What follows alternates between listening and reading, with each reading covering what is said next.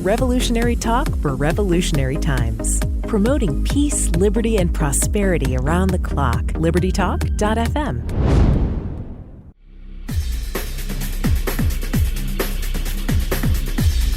Welcome to Living the Solution with Dr. Elena George.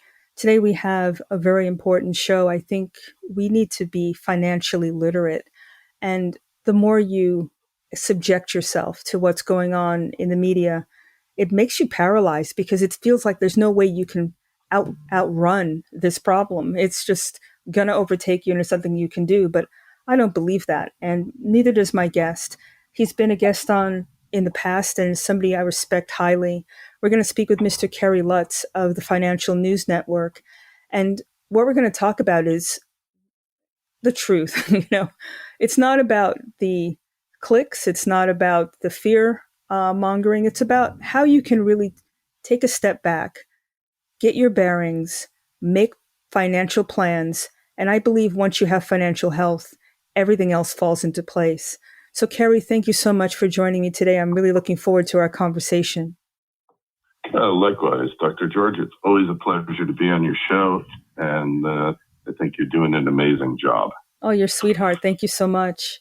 But in the little intro, I wanted to try to get people's mind around the financial doom and gloom that's out there. We're hearing about inflation, interest rates, the worst uptick in our financial devastation that's coming. We've got food issues, we've got fuel issues. And I wanted to have you on because I wanted to tease apart, take small bites to figure out what's hype, what's true, and more importantly, how we can take our power back. So let's start off with the Great Reset. I think that's been something that people have been bandying about, and we've talked about it on occasion, but what is it exactly? Is it for our benefit, or is it to basically cause financial catastrophe for everybody? Well, the originator of this concept is a guy named Klaus Schwab.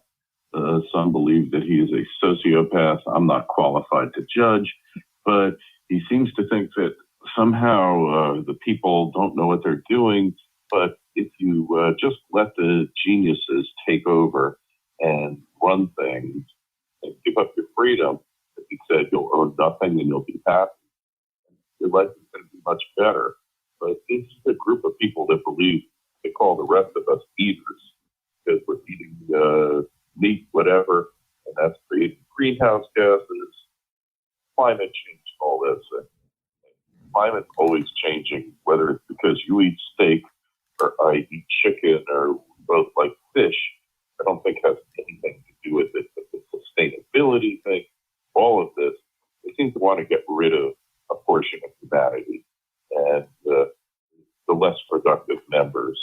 And maybe that's what this is really all about. I mean, you had those guidestones in Georgia recently getting blown up. I don't quite know what that's all about. But they seem to have some really strange ideas, and they seem to have a lot of power to implement these ideas. The idea that Germany can shut down its nuclear power plants and boycott Russian gas and oil, and that somehow they're going to make it through the winter, a really potentially bad winter, without a lot of people being hurt badly or even dying, is madness. And you have to say, are these people stupid, or is this part of the plan? I'm not trying to be a conspiracy theorist here. Mm-hmm. This is just a fact that, let's switch to electric vehicles when they can't make them in adequate numbers at this point. The resources, everything else, the power grid. Let's just stop producing oil, cut off pipelines, all these things. And for what purpose? How is humanity going to be better off? I'm not sure, because a mass die-off due to the inability of people to heat their homes. In Germany, they're talking about having these warming centers. So you won't be able to have heat in your house, but you go to like schools and you can hang out there for a couple hours and get warmed up. I mean, this is just insanity here, Dr. George. The more I think about this, if you really want to take a bird's eye view of this, and you really believe that there was global warming and we needed to find an alternate alternative energy source, why does it have to be so drastic where people have to get hurt in the process? You spoke about Germany. What about us, where we cut off our own pipelines and we're looking for oil from people who hate us? When a couple of years ago, we were the number one oil producing country in the world. So again, it's like cutting off your nose to spite your face without something else that's up and ready to go to that is cost effective. You heard about Texas, right? Where they're talking about energy having to brown out and not even soup up your electric car because their wind power energy is not enough to support the state. There's not enough wind. I mean, what is up with that? How can people just ignore what's right in front of them? If you really felt this way, at least ramp it up, right? Scale it up so it can be cost effective. That's not what they're doing, though. Oh, well, the liberals for many years, Dr. George, has said we need $5 and $6 gallon gas. All right, they wanted this. Now we have it, and they're like, oh, we didn't want that. Plausible deniability. They have no plausible deniability. This is exactly their plan. And look, we're probably not going to run out of energy, but a lot of people aren't driving around as much. It's going to hurt business. It's going to hurt the economy. And this is by design. This didn't just happen. We didn't just wind up with a shortage. It's like the formula shortage. Exactly.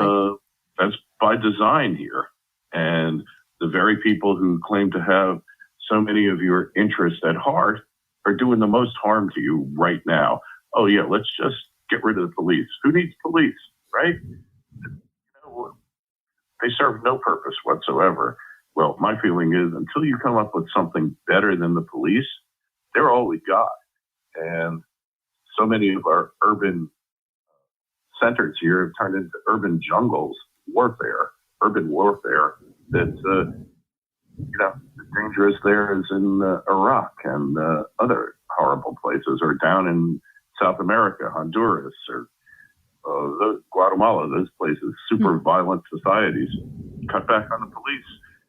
Gee, I can't believe it. Crime's going up, murder's going up, all of this going up. But in the states where they haven't cut back, and I won't mention colors, the crime rates have gone up a little bit because of the general chaos in society, but not like Cleveland, like New York City, Chicago, total war zone, LA, all these places. They just can't figure out why this would happen when they're the very cause of it. Don't leave out the revolving door justice, right? So you commit a crime and you're back out in the street without bail, and before you can probably process the papers. So, I mean, where's in your opinion, how are people so docile about this? Where I understand it's been really and sorry, it's thunderstorming where I am. So if you hear it, that's what it is. Sorry, listeners. But you've got a whole system where something happens, you let the person out on the street, you disarm citizens, or you want to. Yeah. And it's a perfect storm where the criminals are going to be running the show, and with carte blanche. How nobody can see this coming? I just find that really weird. It's insane. It's the very definition of insanity. Hey, I am the first to agree as a recovering attorney that there are many flaws in our justice system, and we drastically need reform that we haven't had since the 60s, when we effectively had negative reform that led to all the situations we're in now. I'm the first one, I think. I think the system, I don't want to say it's racist, but it certainly is tilted against those who don't have the means to get the proper representation. You tell me, what's more racist? Putting criminals in jail, holding them on bail to ensure they can't do any more harm? Or perhaps having these inner city schools that teach absolutely nothing and that prepare our children? To me, the schools in the public school system is the most racist system that we've ever created. I think you're absolutely right. It's based on what you look like, you can't achieve. It's almost ingrained in your DNA that you need a leg up somehow. And it usually isn't a leg up. It's a leg down, quite frankly, because created a system where, at least emotionally, nobody could feel good about, I need to have the system completely change in order for me to succeed. That doesn't even make sense. On that note, let's take our first break. You're living in the solution.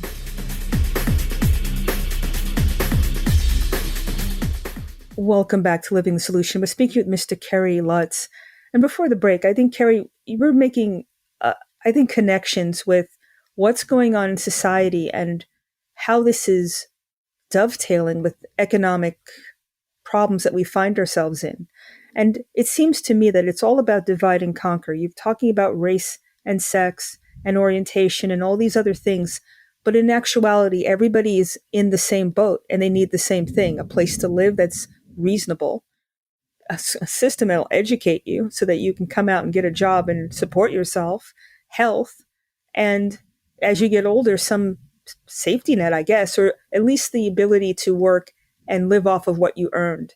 And do you think that that social construct where everybody's the enemy, everybody did something to somebody, there is the professional victim class, and it just keeps expanding in a way to have people blame the other person, but not take personal responsibility. Is this by design? Well, put it this way. I can't point to a definitive conspiracy for it, but it seems to me that if you wanted to destroy a society, if you wanted to destroy Western civilization, then you would come up with something like this to do it. So it seems like it's purposeful to me, but I can't point to anybody and say, well, they sat down and they had a meeting and this is what they came up with. Maybe, the educational system, you can go back to that guy Dewey and, all the damage that he did to public education. The United States used to have the best public education system in the world. And now we're like on a downward trajectory. And you have to look and say somebody was responsible for it. Maybe it's the unions to a large degree. They definitely had a role in it. But it certainly does seem to me like it's intentional.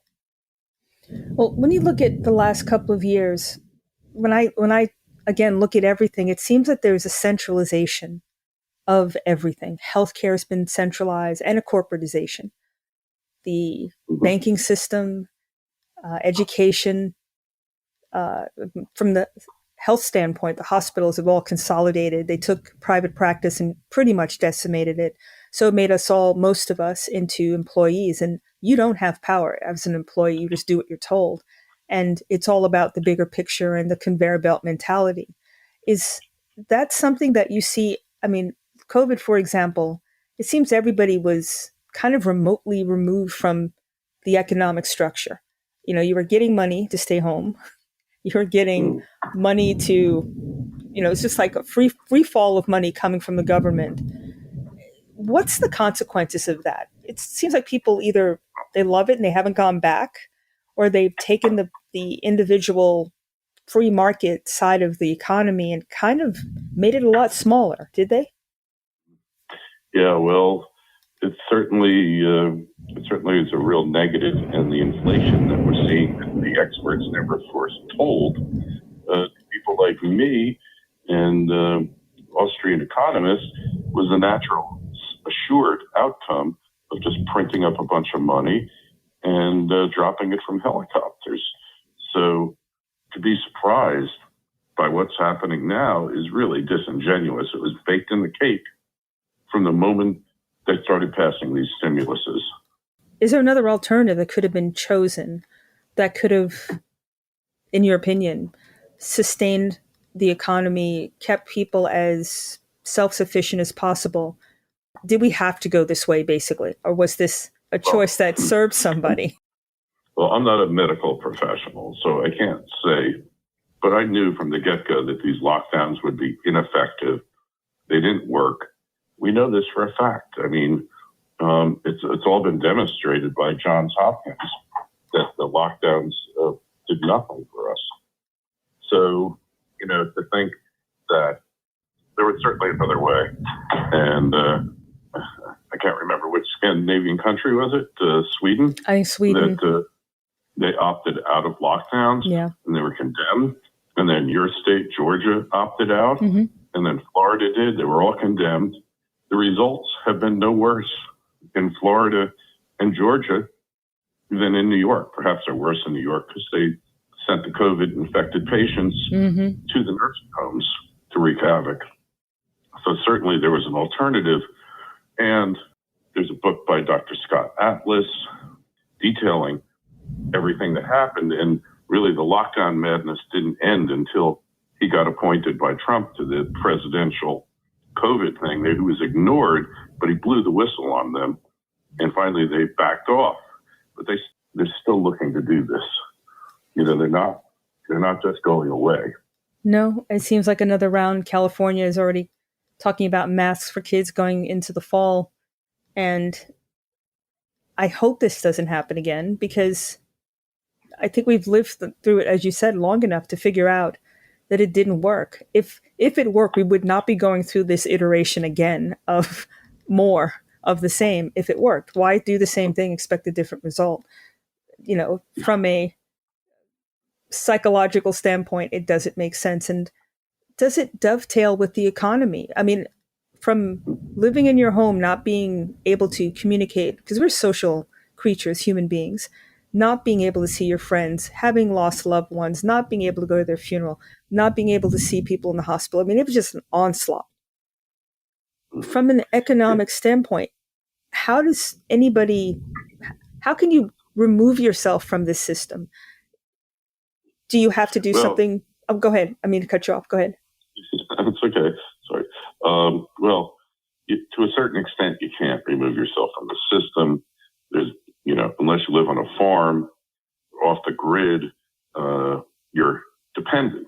The whole thing of modern life, the complexities, means dependency and more dependency on government. But you don't have to be dependent on the government for your thoughts. You can be free to think what you want. And I always say to people, the most important real estate is between your two ears, above your neck. And if you control that real estate, there's really nothing they can do to you. And that's kind of the key. So the economy, it's going to be the economy. Hopefully we'll snap out of this madness at some point and go back to what works. We know it works. Competition, free enterprise. It doesn't mean crony capitalism and crapitalism, as it's often called, and ever increasing debt cycles. That's not what it's about. It's about allowing participants in the economy to pursue their own interests in a legal, non-harmful manner that benefits everybody. And that's what we've gotten away from. I think that only the government can do it. Any problem needs to be solved, even if the government created it, which most of the problems we're encountering now, they have looked at the government to solve. If they did, it's often compared to making the arsonist fire chief responsible for keeping the city from burning down. It's really that simple. That also depends on your mindset. Have we been educated out of the mindset of capitalism and individual pursuit? It seems like it's become a curse word.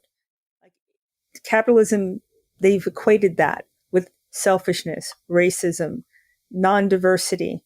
I mean, it's just been an onslaught. It's kind of interesting, though, when you think about it. It only works for the corporate version of capitalism, but not anything else. Right? The only things that were allowed to stay open was the big box stores. Even if your little mom and pop did the same thing as a big box store, you were non-essential. Again, how do people just ignore the fact that it was not a level playing field for no good reason, right?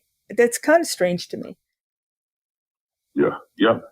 Well, fear is a great motivator and a great way to get people to just consent, because you're going to save them, you're going to protect them, you're going to stop them from the bad things in life. So therefore, all you have to do is just listen to me and not question me. And that generally over time doesn't work. And you wind up, the old thing of Jefferson, men who give up freedom for security wind up with neither, right? Yeah, very true. And segueing from that, the government protecting everybody, the housing situation is kind of interesting, isn't it? I mean, here in Georgia, what used to be $500 apartments are now triple. And is that also because of what's gone on with? I know that there was a moratorium, wasn't there, on removing people or people who weren't paying rent, et cetera. Is this an outgrowth of that because it was so artificially suppressed? Now it's rebounded because of that. It's just so. I'm just curious as to what drove that. Is it the government's policies? Oh, it's definitely government policies. It's the inflation. It's the restriction of the inability to build new housing fast enough, largely because of regulations, zoning, things like that. And it's also a function of flight from those northern cities and restrictive cities. And they're going to places where they perceive freedom is higher, the opportunity is higher. Funny how those two go hand in hand. Mm-hmm. And the cost of living is less, where government doesn't have as big a role as, say, New York State or Illinois. There is a torrent of people leaving those places for a better life, to escape the tyranny of those cities, the tyranny of the violence. All goes back to the justice system, unsafe streets, all of these things. And of course, they're going to go where they perceive that freedom is greater and the opportunity is greater.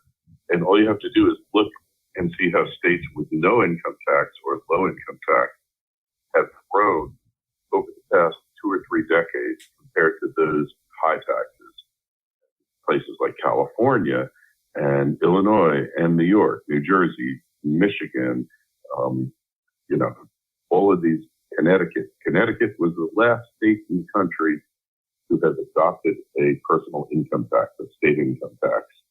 And that was in 1981, I believe. So it's 41 years ago. It's had the slowest growth rate of any state in the country. And their cities are literally in shambles. Hartford used to be the insurance capital of the United States. They fled there. Bridgeport, all of the cities in Connecticut, for the most part, are in shambles. It's something to think about, because it's all about your choices at this point. So I want to discuss what choices we can make to ameliorate this. So let's take our second break. You're living in the solution. Welcome back to Living a Solution. We're speaking with Mr. Kerry Lutz, and you can go to his website, financialsurvivalnetwork.com, and there you can see everything he writes. He has a podcast as well, and he's a wealth of information. And before the break, Kerry, I think we did a great job of breaking down all of these pieces of society that are broken and that are leading us towards this, hopefully it'll not materialize, but a future that's going to be very challenging. So let's talk about solutions, because you can't control a lot of what the government does, but you can control your individual choices. I understand that the dollar is not what it was, and from an oil perspective, isn't the dollar, will it still be the financial instrument of choice for like oil? Because wasn't it the standard for buying oil in the past? And now with Ukraine and all sorts of things, it's not as powerful as it used to be. Is that correct? Yeah, well, they weaponized the dollar against Russia and all the other countries in the world that didn't like us so much, or even so-called allies, look at it and say, well, they did that to them. Are they going to do that to us? And that is leading them to look for alternatives. And I mean, I totally understand it, but I don't think a China-centric world is going to be good for anyone. It's a country that is responsible for grave crimes against humanity, whether it's organ harvesting, re-education camps, starving out people. I mean, it's just done horrible things. Mm-hmm. So we don't really want to look to them to the future, but the self-immolation of the West and the U.S. and the dollar is leading a lot of countries to that choice. And I think it's going to be really bad for humanity. But until the West wakes up that they're in a existential fight for survival and that they need to go back to the things that made the West great and made it the driver of civilization and growth and progress throughout the world, until we get back to that, we're going down here. And look, you can't live every day thinking about this. It's not going to help you. It's not going to make your life any better, any happier. So you have to understand that you need to be looking at your own happiness, contentment, your family, doing the best you can. And that's all you can do. Just do the best you can. And if that means getting more education, taking courses, getting a side hustle, gig, whatever, driving for Uber, whatever you have to do to keep your family going and to keep yourself solvent, you need to do it. And that's where it really starts. There's a limited amount that you could do there other than embrace family and community and hope for the best. We've been in other type fixes before, but generally not so much of our own making and not situations where the outcome is so dire, essentially. So I think we still rescue ourselves from it, but it requires the expansion of consciousness, if you will. Einstein said you can't solve a problem with using the same level of thinking that got you the problem in the first place. And I think that's the biggest problem that we're encountering here. Our solution for everything is government, and that solution, I always say the cure is the disease when you're dealing with where we are now, because the so-called cure of government fixing everything, that is the disease. So that's what you first have to understand. And if that happens on a massive enough scale, then we have a good chance of getting through this and even making things better than they are. If it doesn't get skulls, then the outcome will be obvious. But in the meantime, you got to pursue your own self-interest, do the best you can, and not dwell on the negativity, because the depression, which I'd argue we've been on since 2008 and 2009, is a depression of mental state first, and it translates into the economy and everything else. I agree, mind and body are connected, and if you feel like you're put upon, you won't make any moves, and then you just end up being, I don't know, a victim of whatever the circumstance is. But from a more concrete standpoint, the dollar is questionable, right? So how do you recommend tangible things, like if you can own a home or buy a piece of land, something that you can physically hold in your hand, as opposed to some sort of financial instrument that is, nebulous, like Bitcoin or something that's digital? Is that really something that you need to make decisions on and start getting if you don't have it already? Well, you can still acquire some silver. It's kind of trading it's kind of on sale now at the price it's at. The dollar is actually has gotten at a level that it hasn't been at, but not because it's so strong. The euro is so weak and the yen is so weak. So certainly tangible, having a house, but making sure that you can afford the mortgage so you get one, which makes sense in inflationary times, is really important. Real estate investing, people are always going to need a place to live no matter what. And owning income producing real estate in the right places at the right prices. They're a bit high right now, but they'll probably come down to the higher mortgage rates. At some point, the Fed will reverse and they'll start cutting interest rates. And then we'll have another boom. It might not be a great boom, but it'll help things for a little while. And then we go back to square one. So, for the average person, storing up some food, emergency food, not saying you got to have years worth, but several weeks is always a good idea. Natural disasters happen repeatedly throughout the country and the world. and a little precious metals for it if you can afford it. Good idea, like I said before. And, cryptos I'm not convinced about. They've taken a big hit lately, but a small 5% or less of your portfolio in cryptos, probably not a bad idea. But understanding that it really is a risky asset class at this point, eventually the central banks will switch to central bank digital currencies, baking cake, part of the Great Reset or whatever, and all that's going to happen. So, you can do things, certainly investing in yourself, improving your skill set, not necessarily looking at college if that's not right for you, but vocational trades. There's not enough plumbers, not enough electricians.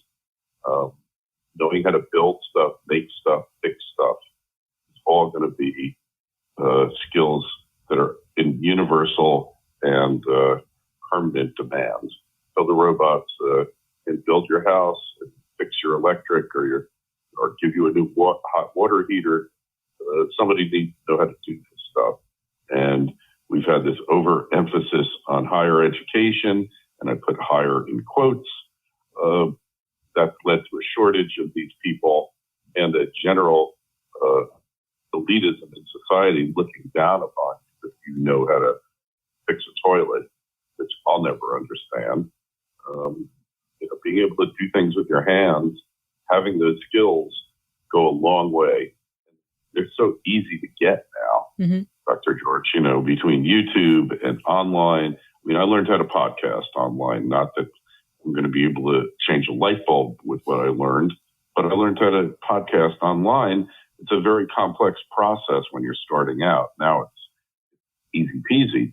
So point is, you can learn how to do that on your own without any formal education. Welders, are getting paid six figures first year at a welding school. All of these vocational training programs are available to you if that's what you want.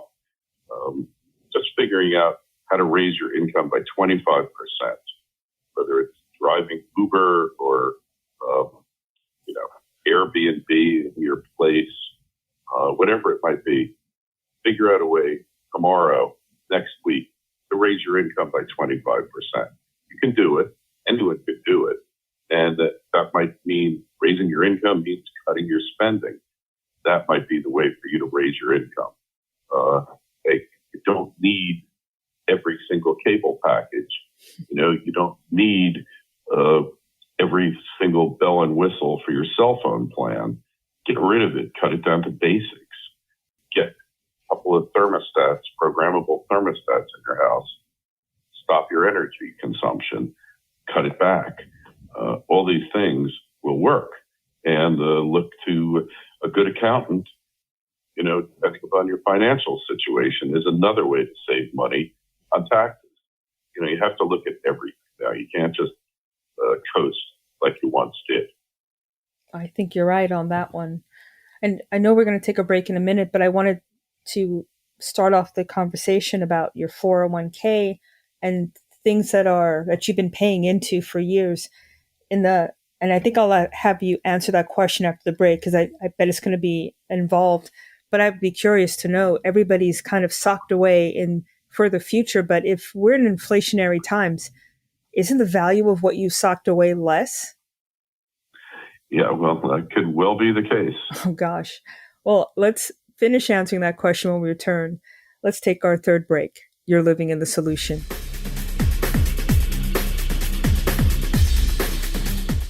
Welcome back to Living the Solution.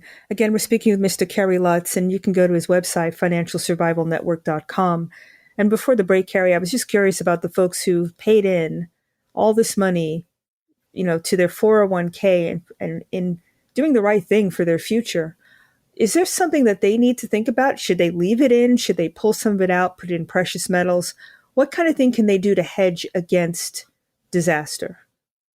Well, first, I'm not a licensed financial advisor, so I can't tell you what to do, and everybody's situation is different. But if all of your assets besides your home are in a retirement plan, it might be wise, I know I would, look at other alternative investments. There are things called self-directed IRAs. You can roll your 401k into that, put it into real estate, put it into precious metals. It's all available to you. And you don't have to take the whole thing. You could do a partial rollover. All these things are available. You need to talk to people who actually understand what you have there and can help you plan. And this requires having goals. When do you want to retire? And what would you do if 2/3 of your retirement that you saved for vaporized? Not just going into the stock market and losing money. I think that'll turn around. But the idea that you lost a large portion of your purchasing power so that the $500,000 that you managed to save in your 401k will only buy $350,000 worth of goods and services. That's what I think they're asking. Mm-hmm. And that's where you need the financial planner. Over time, I still have faith in the stock market in that I believe that that it's going to turn around. It's cyclical in nature, but the purchasing power that your stock market returns give to you could be dramatically lowered. Whereas if you've been in real estate over the past 2.5 years, you've really made a killing. And that's not to say that real estate's going to continue to go up, but if inflation continues to go higher, then real estate is going to, because income producing real estate, rents will go higher and people will still need a place to live. So that's certainly one way. It is somewhat of a hedge. It's illiquid though, not guaranteed, although real estate is more liquid than it's ever been now. The ability to refinance, whether that will continue on into the future in its present form is another question you have to ask. But all these things are available. You just need to find the right people to guide you. And, the stock market, if inflation is running, right now they admit at 9.1%, it's probably based on the old way that they calculated somewhere around 15 or 16%. Mm-hmm. That means this to stay even, you got to get a 15, 16% return yearly. And even in the best years in the stock market, that's difficult. 20% returns in the stock market appear not going to be happening. But at some point, the market will turn around. But it's really difficult for an individual, myself included, to time this stuff. Really, really hard to do that. So, I personally hold some mining stocks. Not for everyone. They're super volatile. They're in a major bear market right now, but the price of gold probably will turn around, in my estimation, towards the end of this year, beginning of next. So fourth quarter is generally a time when precious metals perform very well and mining stocks. So you can't predict the future. Nobody can. Mike Tyson said everybody has a plan till they get hit in the face. Right? Yeah. And, but it's better to have a plan than not have one, regardless, even if your plan is wrong or turns out to be incorrect, because then it's wrong and you can take steps to change it. But if you have no plan, you're just like a piece of driftwood floating in the ocean, and you go where the currents, the tides take you. Right. Well, so plan is essential. So that's an excellent pathway to look towards the future. But when you're in the heat of it right now, and you're trying to make movements, is it wise to do more cash-based living now than credit, and really try to pay down your debt? I mean, I would think that's pretty obvious, but I'm specifically talking about cash-based everything. You're less likely to put stuff out there if you got to put cash out. I don't know why that is, but seeing the money come out of your hand, it just doesn't feel right. So you kind of hold on to it. Is that something that people should try? Well, here's the thing, though. So sophisticated investors understand how to make money off of inflation. Okay. Unsophisticated investors lose money in inflation. All right. the people who make the most money during inflationary times are the ones that owe the most money, because you get to pay back your debts in depreciated dollars. But that requires you to buy assets with that debt that will actually produce cash flow. Now, buying a house would be the one exception during this period of time, because, hey, if the real inflation rate is 16%, you get a mortgage today at 5.5%, you're actually paying a negative interest rate. So you're paying back in depreciated dollars. Hopefully your job or however you earn income will give you somewhat of a hedge against that, but you're actually making money. Now, to go buy a flat screen TV to go into debt doesn't make any sense. But to buy an income producing piece of property in the proper area can make a lot of sense. Or buying your own home, because, we've seen the price appreciation. Probably a lot of areas will go down, but some not as much as others. And even if they go down a bit, inflation probably is going to be here for the next decade or two. Inflationary cycles run long. The only way inflation goes away is a major economic slowdown bordering on a collapse, which then makes cash king. All right. So you need a little bit of cash. Should have, I believe, a year to 18 months supply of cash on hand in your bank account, and some Benjamins, if you will, in the mattress. But inflation is an opportunity to make way more money than you ever thought possible through the prudent use of debt. You buy a business, you get the owner to do owner financing. You put down as little cash as you can, and you buy that business wisely, and you're going to wind up so far ahead if you can keep that business going and build it and increase it, that it's kind of a no-brainer here. So it goes back to Robert Kiyosaki, good debt, bad debt. Now, he views homes as a consumer item, and I agree with him up until now. When you've got major inflation, major housing shortage, do you want to buy goods that are in plentiful supply, so much so that the price goes down? Or do you want to buy goods and items that are in a shortage and that the price is going to go up? It's kind of that simple. And I'm not being an advocate for real estate investing. I think buying small businesses, especially if they're marginally profitable or marginally unprofitable, and you see how you can turn that business around and make it very profitable, I think that could be the best investment you'll make. But, if the economy totally collapses, then basically you want cash and you want gold and you want self-defense items in your inventory. So be a little bit prepared for that. Hopefully it won't come down to that, but we're in a changing world, and really you got to go with the tried and true. Income producing real estate for over 100 years in the U.S. has been a home run, and it's going to continue to be, although probably won't appreciate, might even go down in value over the next couple of years.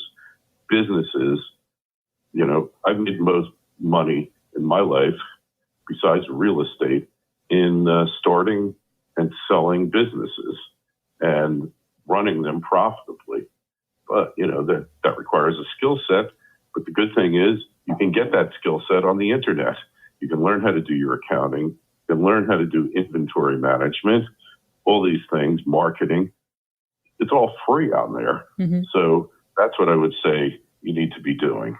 And hey, if you've got the ability in a STEM profession, then by all means, that's still going to be necessary. If you don't have the skills, learn how to fix EVs. Nobody knows how to do it now except a very few people, and they're getting huge pay. So if you were going to be an auto mechanic, learn how to fix EVs, because you don't have to get grease on your hands and you don't get black fingernails from working on EVs. That's an excellent advice. And we have a minute left, but I want to ask quick question about banks versus credit unions. Should you put your eggs in the credit union? Is it safer than the banks? No, okay. No, because you have to understand that all cash credit in the banking system, and that includes credit unions, emanates from the Federal Reserve. Small credit unions cannot deal with the Federal Reserve themselves. They must go through a correspondent bank, which is normally one of the 5 to 10 largest banks, your Wells Fargo, Citibank, Chase, whoever the others are, BB&T, whomever they might be. Mm-hmm. They deal with the Fed, you deal with them, and they pretty much, a bank or credit union at the end of the day, if they've got extra cash, they're not leaving it in the safe. They're buying, they're loaning it to other banks. They're buying commercial paper. They're doing everything that banks do, and that can potentially lose you money. You have zero added safety from a credit union. In fact, you might have less safety because when everything hits the fan, who's the U.S. government going to bail out? They're going to bail out your XYZ credit union across the street from you, or they're going to bail out JP Morgan Chase and Bank of America and Citibank. Now, credit unions, if you believe in the credit union's mission, you like their values, and you have a relationship with them, go with them. Mm-hmm. But don't delude yourself into thinking that you're any safer in a credit union, because you're not, because the credit union is a part of the banking system. That's excellent. I didn't realize that. So that's good information. Just like everything you said today, I really appreciate you coming on. Time goes way too fast, but I think people have something that they hang their hat on, have strategies that they can think about and put into plan. And you were really comprehensive. And so I really appreciate your time, Kerry. I know how busy you are. Anytime, Dr. George, and we're looking forward to having you back on the show to talk about health, because financial health is all well and good. But if you don't have physical health, if your body's unhealthy, none of it matters. If you lose your health, who cares about how much money in the bank? You're not going to be around to spend it. Well said. I absolutely agree. Anytime you let me know, I'll be happy to come on. And I want to thank you again for coming on, and thank you, everybody, for living in the solution.